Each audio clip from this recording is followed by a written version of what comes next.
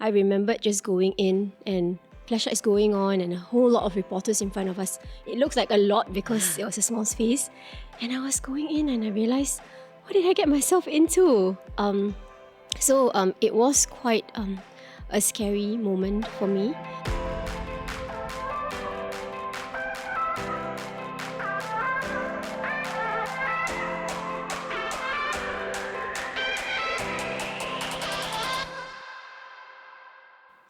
Hi, I'm Shulin, and welcome to After the Bar. This is a podcast where I speak with all sorts of lawyers, past, present, and future. They're here to share their wisdom, their insights, and their expertise, so you can be a little bit more equipped in different situations in life. So today I'm really excited because for the first time in After the Bar history, we have a politician on the podcast. We have Rahayu Mahzam. So she is the Senior Parliamentary Secretary of Ministry of Law, Ministry of Health, and she's also a member of the Parliament and MP for Jurong GRC. Welcome, Rahayu. Thank you, Shulin. Thank you so much for coming. Thank you for having me. Yes, we're so excited for everyone to hear more about your journey, the issues that you hold close to your heart, and also, more about you as a person.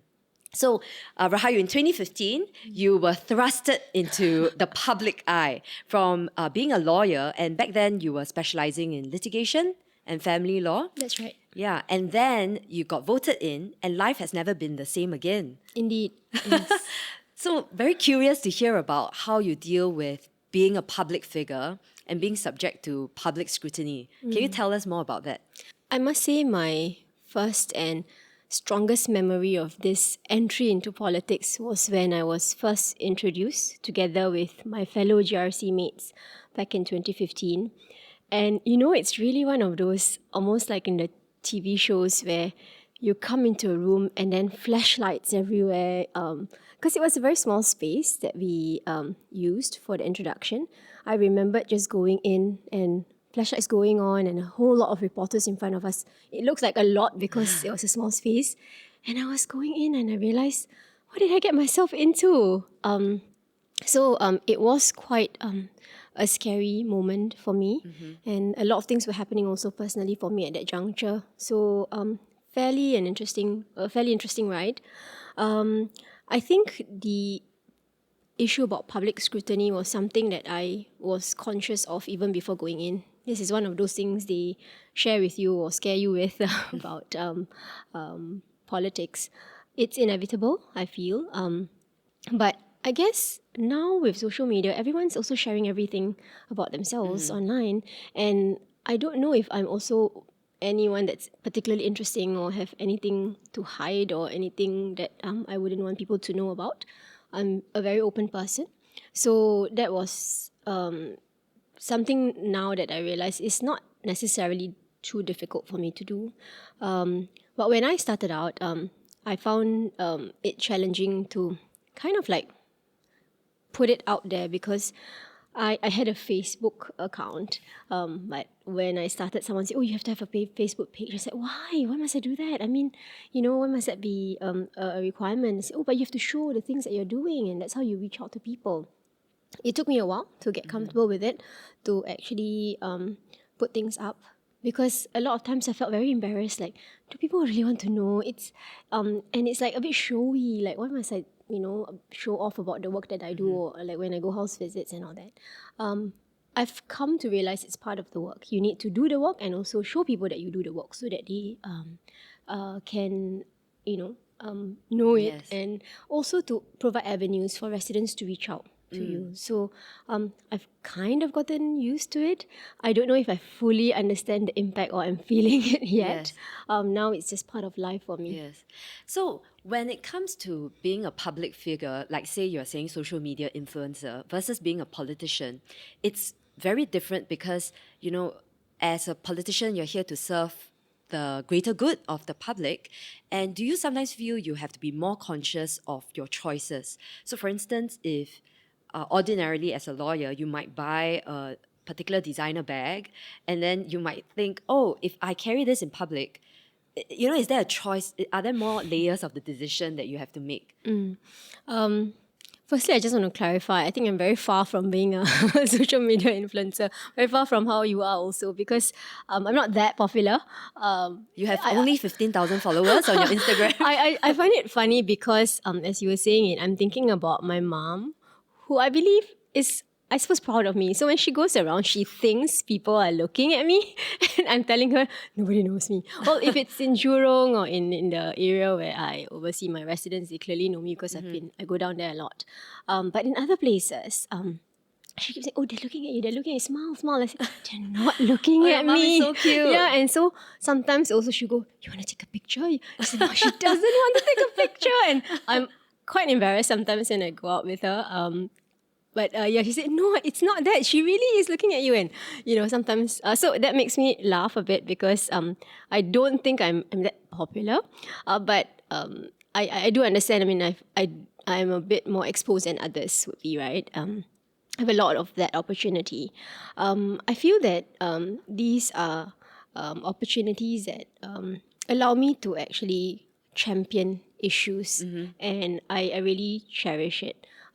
So it does come with a bit of responsibility, I think, in choices I make, about what I say. I do have that at the back of my mind, but not in curated and scripted sort of way.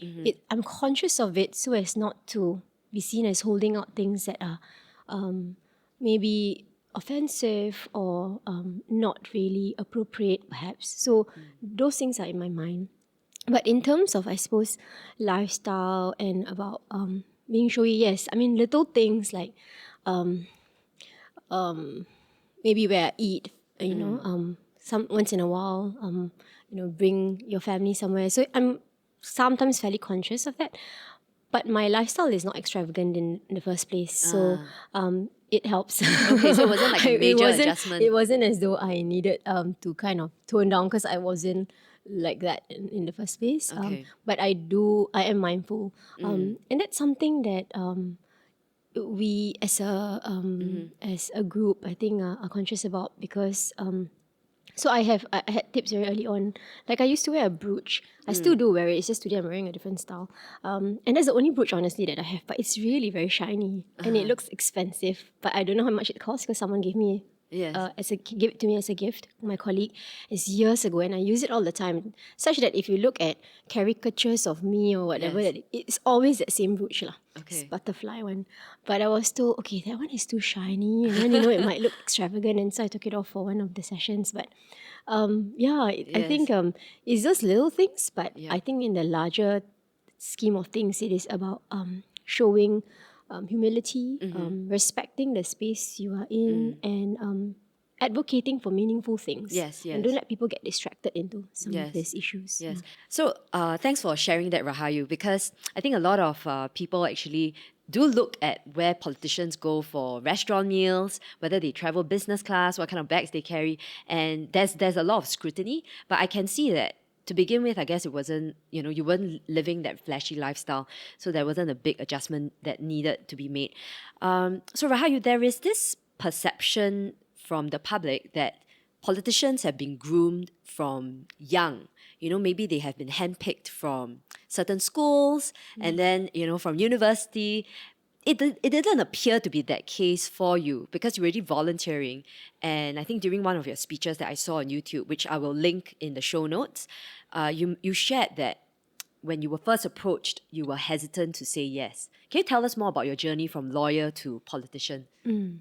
You're right. I was already a volunteer. Actually, I think that's true for a lot of my colleagues as well. I don't know if we really, like kind of prepare in that manner, but clearly we do need to test out our candidates and see what they actually do, whether they're sometimes they're given as referrals, but the key thing is whether they actually live up to that expectation. And I think that's important. Values are important. So for me, that journey, I guess started. Now I look back and now things make sense. I was given a lot of opportunities to sit on national level committees and all that, and I guess now that makes sense because that was really a chance for me to try different things. I largely volunteered in the Malay Muslim sector. I started out that way. And I had never had any ambitions actually of being a politician. And it was actually very daunting because in the course of my volunteering, I would work with some MPs and I saw how they did the work, and it was not necessarily something I wanted because they were out all the time and they were out till late in all events. And I know how harsh people can be about them. So, I mean, I was part of that armchair critic. Every time, sometimes something happens, I would like say things. I go to dialogues, and I know it's not an easy job. So, it wasn't necessarily something I sought after. But I was asked at the juncture when I was actually going to get married. Yeah. So, at that point in time, I didn't know what was happening. I was just going for sessions, and eventually, when it came to a certain point, I told my husband to be about it, and I said, "Oh, I've been going for these things," and he said, "Oh, that sounds like a path towards, politics, and election's gonna come, and maybe they're gonna ask you." I said, "Oh, really? I don't think so." I don't know why I was so dumb at that time because I wasn't thinking. I thought that even if they were asking, it was not for like the coming election because it couldn't be.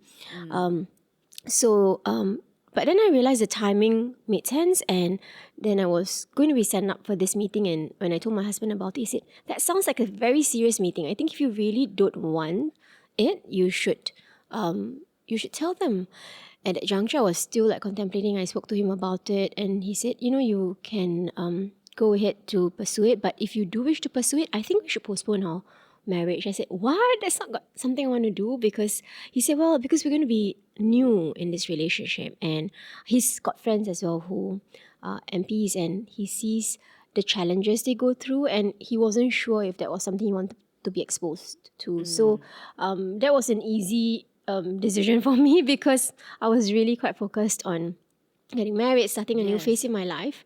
And so I told them early on that, okay, if this is leading to that, then I do not want to waste your time. I'm not ready. So that was that first hesitation, and I guess the decline I made at that juncture. Yeah, family first. Yes, I guess. And I had, no plans yet in that sense. But for a child or anything, I didn't know what was going to happen. But I was going to get married, and that was something that was a key part of my milestone. So I guess I decided then. Yeah, but it's a great thing you did eventually say yes. Yeah. I also, it's a blur now. I don't know how exactly that evolved. It's been 8 years now, right? It's been 8 years. And yeah, when I eventually said yes, I must say, and in all honesty, it wasn't something that I think fully thought through at that juncture when I said yes. I was very sure I wanted to do something more for the community, for Singapore, but I didn't know fully the breadth of how it was going to be. I knew the job scope, I knew the challenge, but the emotions and the ups and downs, you kind of have to live it to fully appreciate. Yeah. And at this point, I want to share that I also watched another one of your clips where you talked about your humble beginnings. Your dad was a plumber in a hotel, and your mom is a civil servant. And, it's interesting that you're so open to share because I feel like people can connect more with you.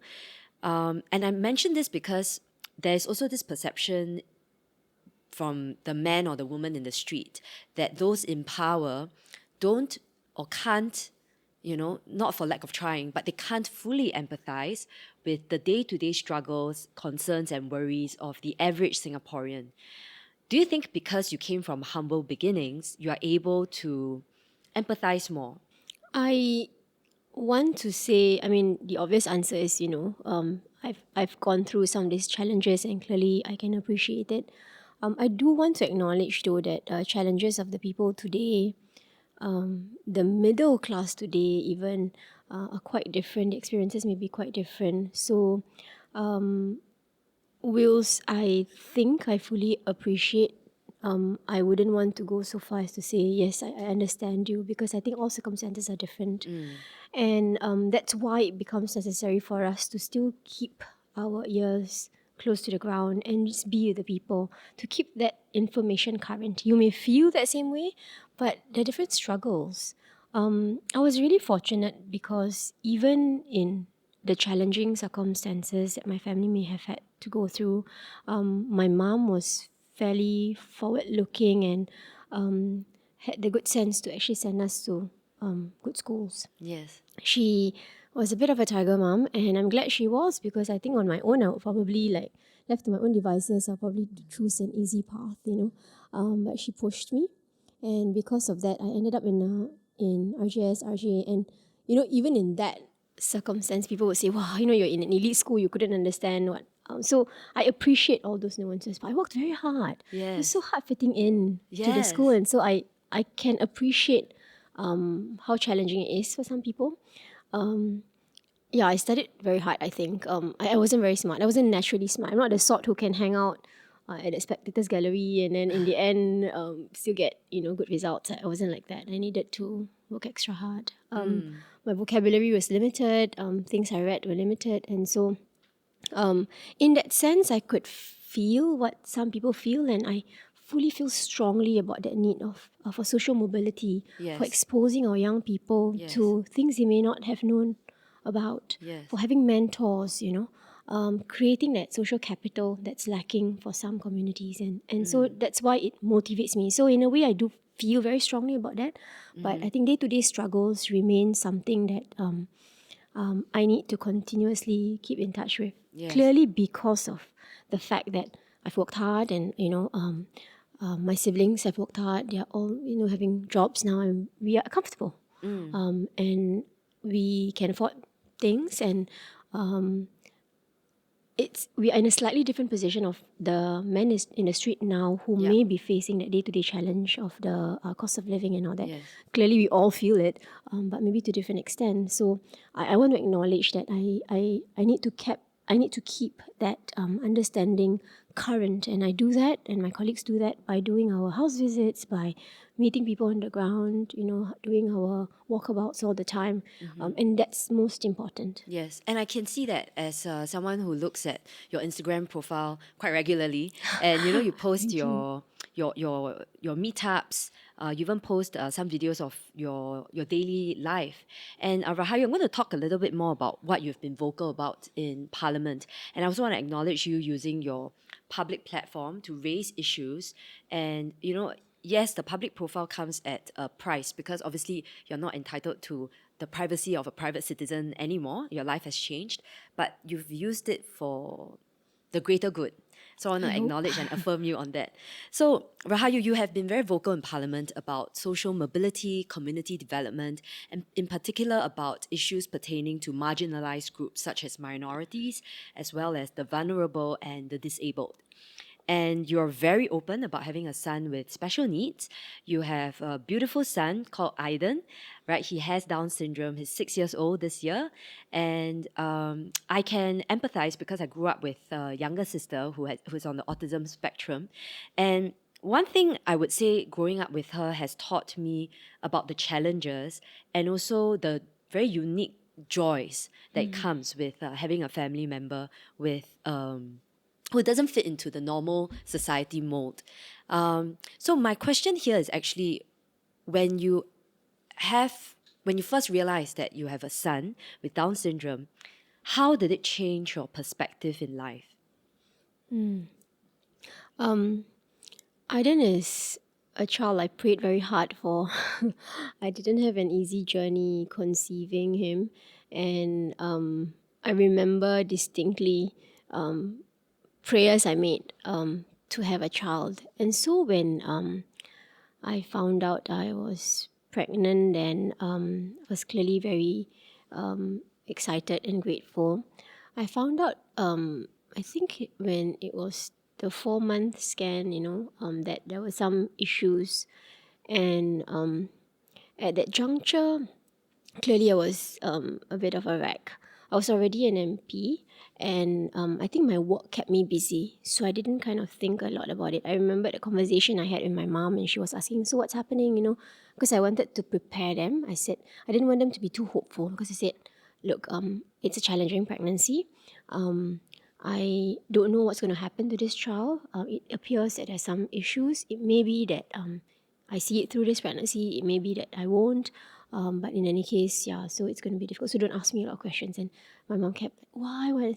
And she was being very sad about it. And I said, "Can you please not be sad with me? Because I cannot handle your grief. I need to handle my own." I think it was a bit mean, but I just really was very looking out for myself at that You needed juncture. the space. Yes, I needed to survive, and I had a lot of work to do. I was already an MP. I was still doing my legal practice, and I need the strength and energy and positivity. So kind of pushed all that aside, and I didn't kind of really acknowledge the pregnancy because I was so worried that if I paid too much attention to it, and then if nothing happens or I lose the baby, because I had a challenging journey before that, then I'll be very sad. So I didn't want to think much about it. In fact, honestly, now I feel like I wish I were pregnant again so that I could, take the baby bump photos. So I didn't do any of that. I didn't even buy baby clothes till like later because I was so afraid I wouldn't see the baby.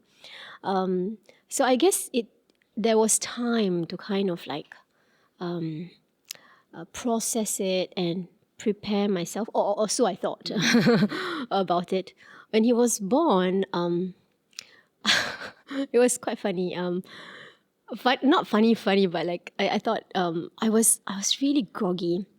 So I knew there were issues with him, and so he had to be taken away. But I didn't realize it was like I was not going to see him for 2 days, because I nursed him for a little bit, and because of his condition, they needed to quickly take him away. And I was then brought up to the ward, and I was very groggy. My sister came up crying and said, "What's wrong with your child? Everybody's crying." I said, "What's wrong with him? He has Down syndrome, but so what?" At that juncture, I remember responding to her like that because I was super groggy. When I woke up a bit more, I realized I couldn't see him because I had a cesarean and I needed to be able to walk before I could see the child. So that was really motivation for me to kind of get up. And he had a few medical issues at that juncture, heart, hearing, sight, and everything. But anyway, yeah. So I was crying a lot during that time. That was another moment of, I thought I was prepared, but I was just again reeling through the whole thing and watching a lot of videos and feeling upset about it all over again for a good like week or so. My husband was the best. He was very calm about it. And yeah, so anyway, that was that phase that I went through. Thereafter, I was a lot more zen.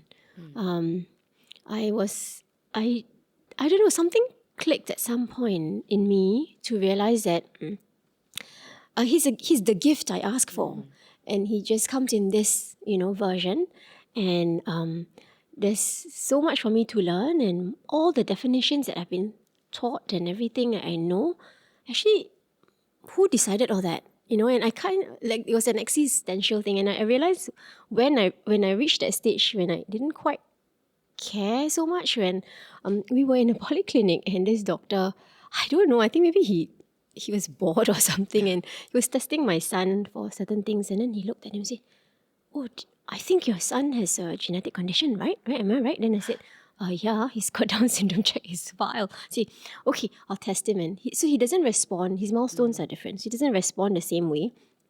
And he was like, "You see, he can't do that. I'll do it again. You see, he can't do that." I was like, "What's wrong with this doctor?" And I remember feeling so amused more than sad. And I realized then I had kind of crossed already over to thinking that, like, it shouldn't matter. So I guess that gave me the strength to kind of like really talk openly about it. And when I did that speech in Parliament, I don't know if I again thought it through. We as politicians are sometimes told to be careful how we expose our family or children. But after I shared that, I felt a weight lifted off my shoulder. That I didn't need to kind of have to explain to people all the time, because everybody knew already. And it was not difficult because at the beginning when people asked how the kid was, or is he doing this, I couldn't give normal answers because he didn't have a normal journey. And when people wanted to come and visit, he was not at home, and how do I explain? And so it was very painful during that time. But when I came out to say it all, I said, okay, yeah, this is how things are. Yes. Yeah, okay. And I felt the weight lifted off my shoulders. So I thought it was more a personal thing for me. Yes. But I found the opportunity to also connect with mothers, fathers, and they were so strong. There's this whole community of people who are rallying behind their children, are supporting each other, and they gave me inspiration. So I thought, if where I could profile or showcase some of the things that they do, I would very much like to have that honor to do that. Wow, I love the way you framed it, because a lot of times when, people say, oh, when they find out someone has a child with special needs, they're like, oh, so poor thing, oh, so sorry. But actually, they are regular people. They have worth. They can contribute in a different way to society. And honestly, my younger sister is the glue that, glues my entire family. So thank you so much for sharing that. And I think after you shared that very openly in Parliament, it started sort of like a trajectory for you to open up and talk about other issues. And I, particularly in that speech, you mentioned about how, if someone is listening to this and they say, oh, okay, obviously Rahayu and Shulin, they have something to benefit from talking about this because we have family members with special needs. But actually, I think what you shared was there are benefits to our next generation if they can sit next to a classmate with special needs and they can be inclusive, right? I think what broke my heart was when you talked about a group of people, children playing in the playground, and then they purposely were asked to exclude a child because actually if they were not told by the parent, they would have included that child in playing. And there's even an economic benefit because Singapore is always about progress and GDP. So you mentioned in your speech that there's a bigger benefit to the wider society if we can include people who don't fit into normal mainstream society. So I want to, ask you to share a little bit more about your discoveries over the last 4 years since you last made that speech. Thanks for reminding me about some of the things I raised in that speech. Remains true today, and I'm quite excited to see some of the developments that is being done by my MSF colleagues, and my MCCY colleagues. There are there's consciousness now in being inclusive, not just as a lip service, but in really meaningfully unpacking the situation to see how we can generate the most benefit. I think I mentioned in the speech about what then Minister Tan Chuan Jin said, right, he's now speaker, about how, these people, they teach us something. They're conduits for us to be kind, to care for one another. Because when you spoke about worth, I was also questioning, like, why did God make this happen, right? Why does this happen? And so that's, I think, one dimension, the social dimension of unlocking the kindness, the compassion in all of us. So they are conduits for that, teaching us patience and virtues that we probably would miss. Next is in terms of getting us to be adaptable and adjust to differences. They also teach us that. I don't want to overplay the economic value in that, there's a whole market, right? Because clearly they're a smaller community. But the cost of having to care for them at a later stage, if you don't invest in their independence early on, is a lot greater, I feel. And so that's where I think the economic perspective has to be looked at. And there are many types of disability. And if you can figure out how to make things work, you can definitely squeeze out a lot of talent and, of course, manpower in a very limited space, right? Because we are an aging population. So if we can be creative about it, we can definitely figure out a way to work things out. So that is definitely one dimension that I'm really, really I've been learning about. But that requires a mindset shift. Yeah. For a lot of things, not just for special needs community, because for so long we think that work must be in the office, must be this amount of hours, must be like this, right? But now we're talking about flexible work arrangements. We're talking about working from online space. We're competing with the rest of the world. We are not unlocking some of the talent of people who are in the ASD spectrum, I think there's quite a bit more we can do in that space, but I don't know if we can load all this in the government. Yep, And this is of where course. different stakeholders need to come in. Yes. Because if they're experts within the space, this is where they need to come in and suggest constructive ways of unlocking this potential and how we can do this meaningfully. Because you don't want to be a burden, and you want a benefit to employers, and you need to figure out a meaningful way to do that. You want it to be a benefit to society as a whole, so you need to educate and you need to create awareness. So there's so much more I think that we can do in refining it. With my MCCY colleagues, for example, they're looking at sports for those with special needs. We don't take care of their health and their physical well-being as well, and keeping them active is clearly one thing. So there are many dimensions of it, and I think we need people to take up this Yes. small pieces of work and see how we can expand Yes. and really create a more holistic ecosystem of support and access to regular day-to-day things that Yes. would be meaningful for Yes. those with disabilities. Yes, for sure. And speaking as a small business owner, I've had a lot of conversations with fellow small business owners where we would love to be able to hire physically disabled people who can't, well, they're not mobile, so they can work from home. But we actually don't know where to go to. And actually, it just starts by, like what you said, a mindset shift.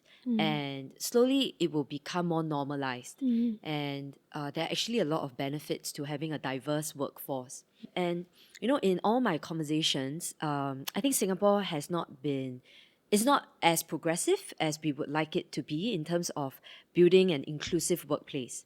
And inclusiveness, like you said in your speech, cannot just be like a box checking exercise. There needs to be a lot more done. There can be a lot more, there's a lot more to be done. What are your thoughts around what we can do in the community to work towards having a more inclusive workplace? I've learned that inclusive is actually a big word. It means different things to different people. And we've come to a level where I believe there's appreciation of it. I think if you ask anyone, they do think that's the correct thing to do. Most of them think that's the correct thing to do. But I don't know if the definition of what it means to be inclusive is pervasive. I don't know if people fully understand that, what it means. And a more challenging aspect is how to create that environment and space.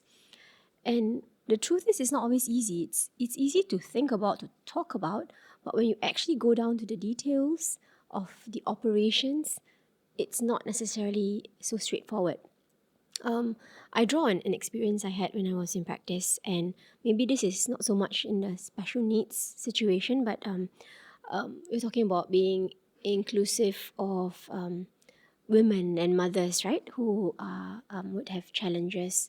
When I was in practice, we hired someone, a young lady, and she was meant to kind of take over some of the work we were doing. So I was in a fairly small setup and we were doing a major trial.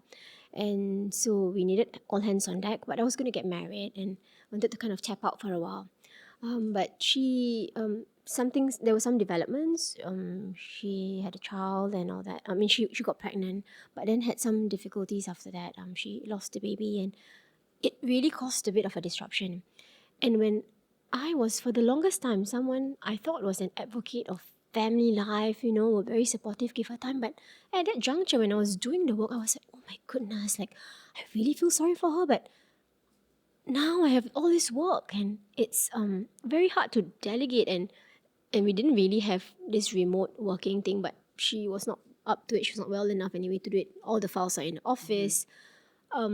It's not so easy when it comes to those kind of situations because work needed to be done. The trial had to carry on, submissions need to be prepared, research done and all. So the how becomes very difficult. I believed in it. I believe that you should be supportive and provide that inclusive support.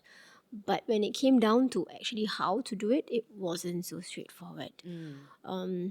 There was one time also when we were hiring someone whom at that juncture, okay, he didn't stay long, so I didn't have an opportunity to learn more about him. But I think he had some mental difficulties and issues. I didn't know how to deal with it. Okay, this is years back. I guess now I probably may have taken certain steps, but I didn't know how to. He left the job because he thought it was too stressful.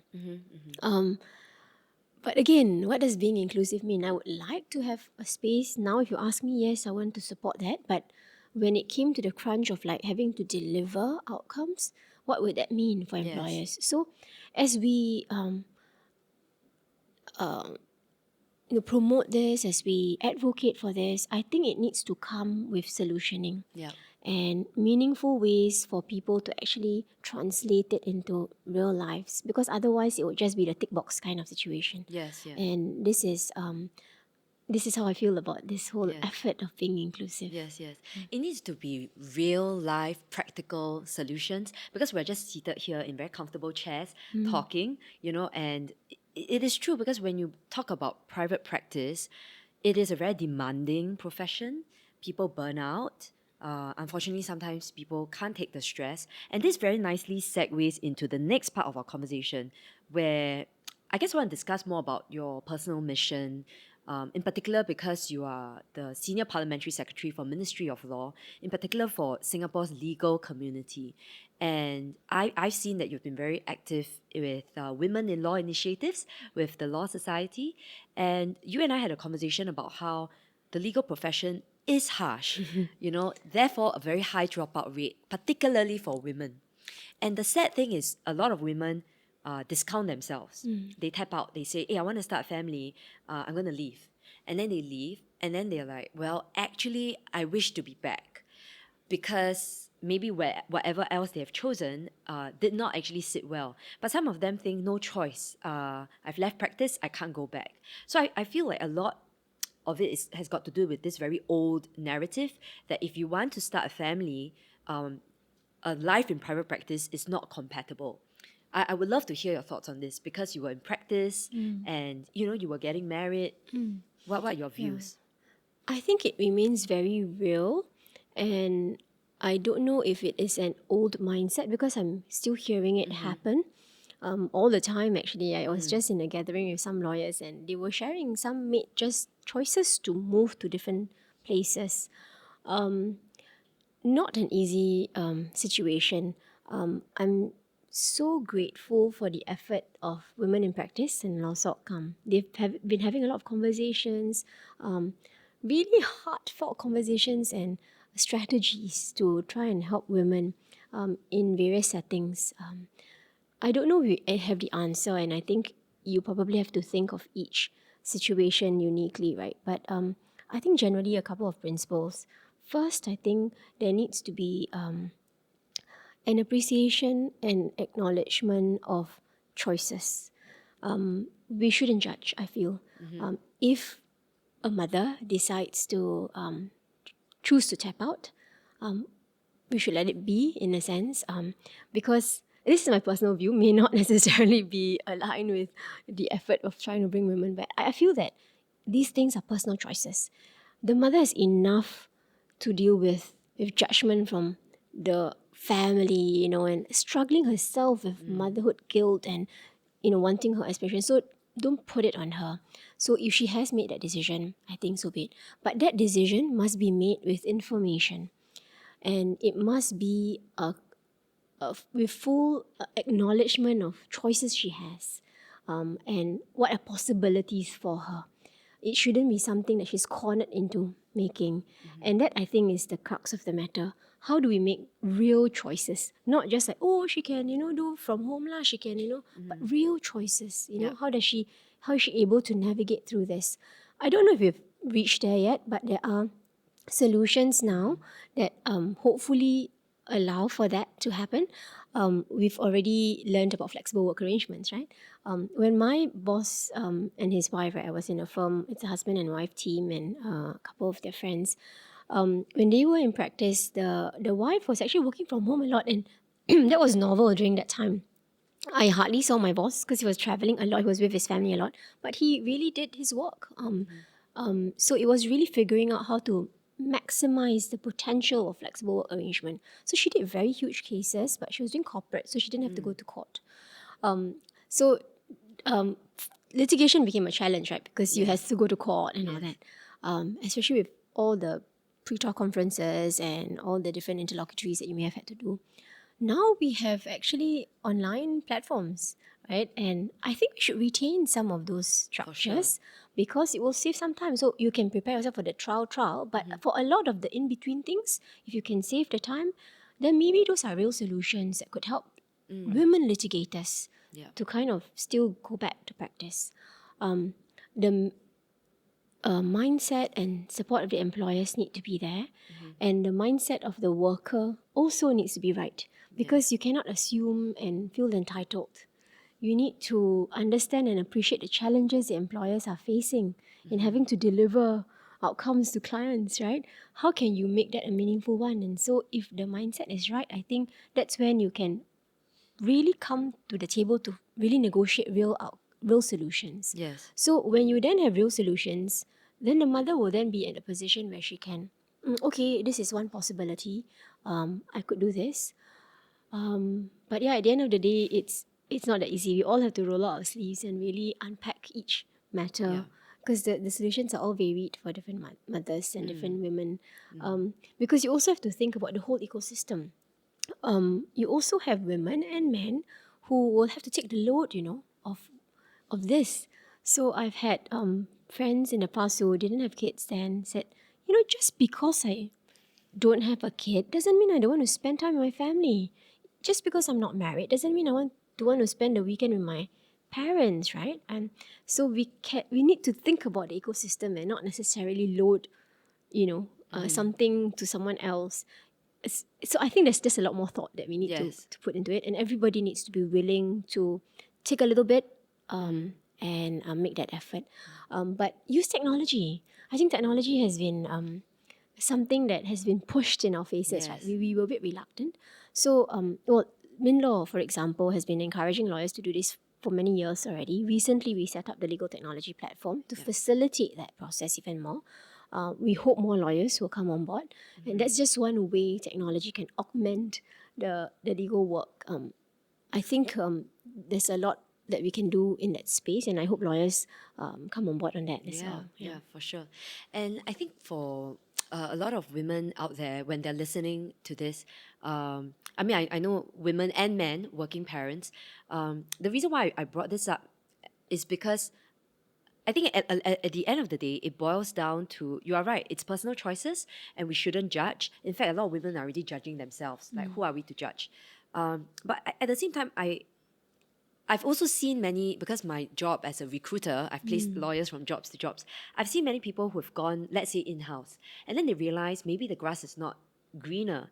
The job is also as demanding, sometimes if not more demanding than private practice. So what I'm saying is, I think the private practice narrative, maybe it's not an old narrative, but I think it can be changed, and it needs to be changed in order for us to make it more compelling and more sustainable for women to stay in law. And for it to change, it starts from partners, managing partners, clients, and I believe there is something more that can be done. So from all your women in law dialogue sessions, what are some of the issues that women bring up? So as we have pointed out, the profession is tough. It's not uncommon for us to be the first to come and the last to leave, especially when you're very junior in the role. And for you to struggle with a lot of other issues, for example, even conceiving and having a child, it's such a highly stressed environment. How do you, and we know that the body needs to kind of like settle down a little bit before it can probably do its best, right, in conceiving. So a lot of women struggle with that. There are, I think, still maybe rare occasions, but of situations where there are men who seem to deny women of opportunities because they don't think so much of the women. But that's changed over time quite a lot. And I think largely it's also self-imposed expectations, as well as inhibitions, of the own lawyers not wanting to try or do something else.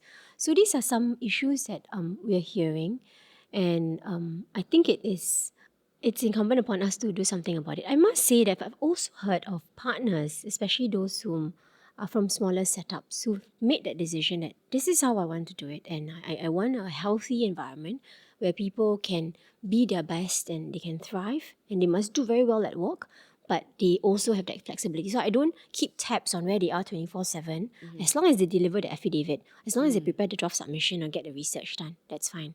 So then at the back end, the mother or the father just figures out how to do that. You can spend the whole day maybe with your child, but maybe from a certain time, then have to work a bit harder to make the preparation. And I think it's all in the details. It really is. It really is in the details. Yes. And in Singapore, we're very fortunate because we have access to domestic help.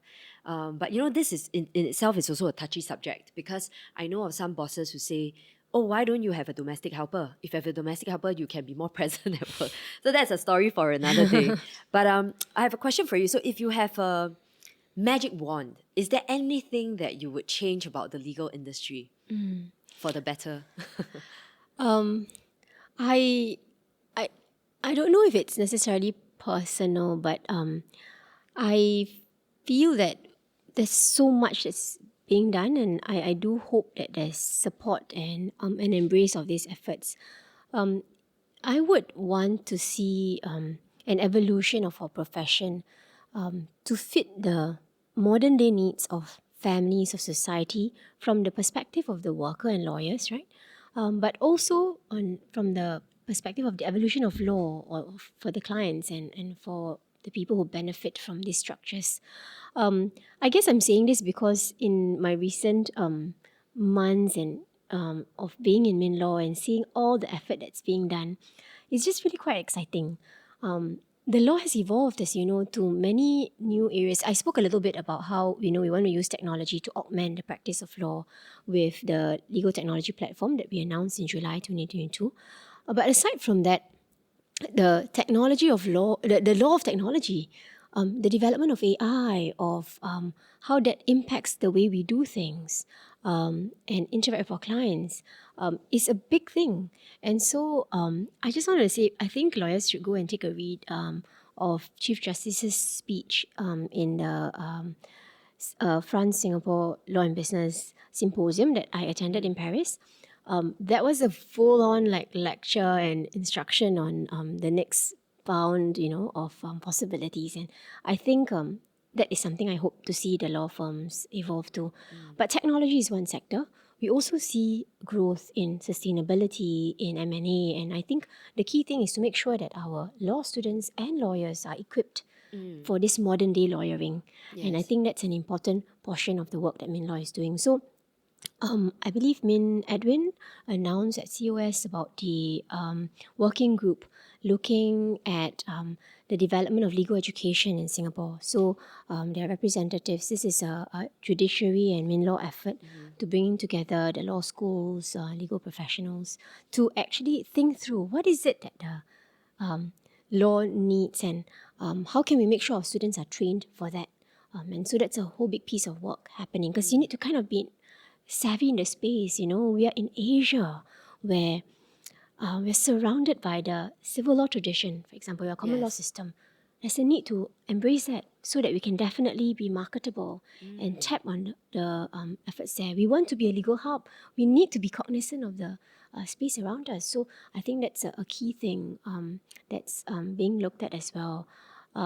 So I hope with all these efforts, it's not lost on professions, because I think as we shift to doing things like creating a lot more simple platforms for better access to justice, sometimes lawyers think, oh, you're taking away our rice bowl, especially for the smaller setups, or you're pushing us to do things that, it's too difficult.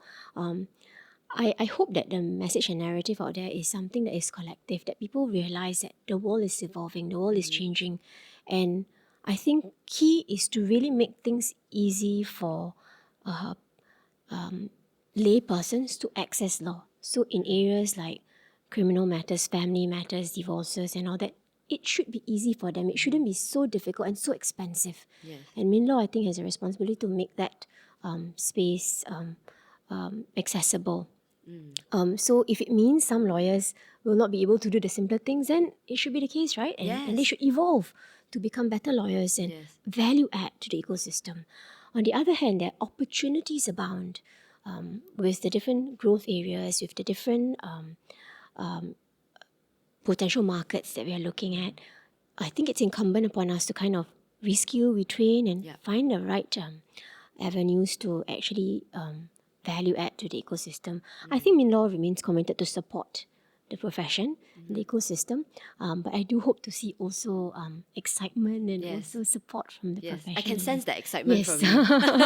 And the most exciting development, obviously, is AI. Yes. And there's a lot of worry that AI is going to take away, a lot of junior lawyers' jobs. And actually, I say it's a good thing because that takes away the menial labor that, frankly, you shouldn't be doing. Yes. But I get why it can be scary. But actually, this is the perfect time for the next generation of lawyers to step up Yeah. and be skilled in other things that, Yes.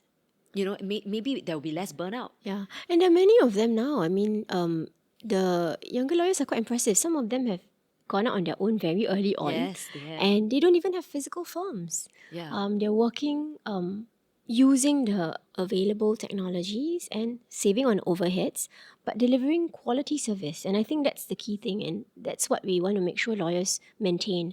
I really don't think the lawyer's job will be irrelevant because it's a people facing job. It's something there's a sort of skill and innate relationship that you have with your clients and the people you serve, your solution providers. And that I don't know if I can completely embrace. Yes. Because that's where you value add with morality, with values, with appreciation of real life challenges that is evolving.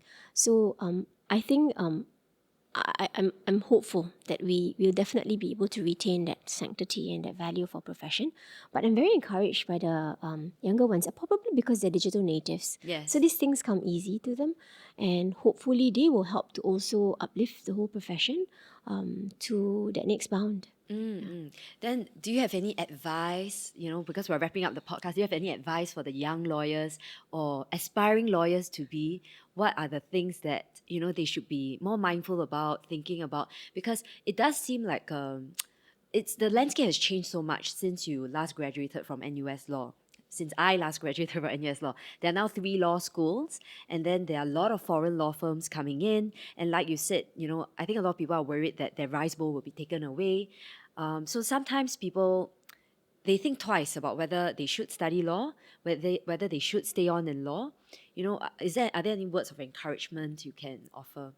I'm going to try. Because there's so much in my head now. I think you've triggered a whole, I want to have coffee with you and talk Yes, about a I whole would lot love of other that. things.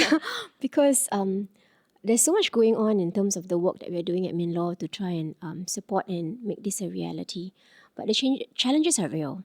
I think it remains a tough profession. It's a profession that tests your resilience, your grit. And I'm kind of proud it does because it does make you stronger and make you savvy and be able to then battle and help people who need your support. So I would say that should remain the attraction of the legal practice. It is the boon and bane, right? It is Yes. tough, but it is why you want to go in there because it Yes. makes you tough and it makes you strong. But there are ways for us to be kind. There are ways for us to be inclusive. There are ways for us to embrace different abilities and really manifest the talent, that is there. There was something I learned from my former boss, Srini, and that is to understand and appreciate people's strength and leverage on that. Let them thrive and show their best. So, when I saw that, when I learned that from him, I start to see what my colleagues were strong in and then get them to help and do things like that. So I think in that way you can manifest the full potential of the people you're with. And so I think the advice I would give is to be kind and to be ambitious, not just for yourself, but for your community, for Singapore. Because I think if you look at things not just from your perspective, but from how things could work as an ecosystem, then it becomes broader and it becomes easier to navigate because you're taking into account everybody's aspirations and vision, and it's easier when everybody walks along with you in that journey. So I don't know, I'm a little bit lofty sometimes when it comes to this, but I feel very strongly that I think this is the direction we should go for the profession and for the community, and people stop just thinking about themselves. Because their success is so much dependent on everyone else. For you to succeed, everyone else needs to succeed. And if you are vested in that, I think you will do well. Wow, I love that we're ending the podcast on such a positive note. And it's so true because our success is all intertwined, and we sometimes fail to realize that because we're just focused on ourselves and our problems. But there's so much more, especially if you're serving and you're looking at how you can add value to other people's lives. And I can say that your legal career has set you up for what you are doing now. So bravo, and I want to affirm you. So we've heard so much from you. The former lawyer, the politician. Before we wrap up the podcast, we'd like to get to the rapid fire round of questions. Okay. Is that okay? Sure. Okay, so do you prefer coffee or tea? Tea. What kind of tea? Earl Grey. Oh, nice. And what are you currently reading? What We Owe Each Other from Minoshi Shafiq. Oh, wow. Okay. And are you a morning person or a night owl? Morning. What's your morning routine then? Check my phone. And then check on my son. Okay. And what's your favorite type of food? Savoury. I like spicy stuff, yeah. Okay. Any favorite restaurant? Wow, there are many. Very hard to I know I have to say my mom's cooking. I do Yes. love her cooking. But I do like Chinese food actually. Yes. So any place which has halal fish soupy stuff and all that, I really enjoy. Okay, I know where to take you for lunch next time. Okay. So what's the first word that comes to your mind when I say bar?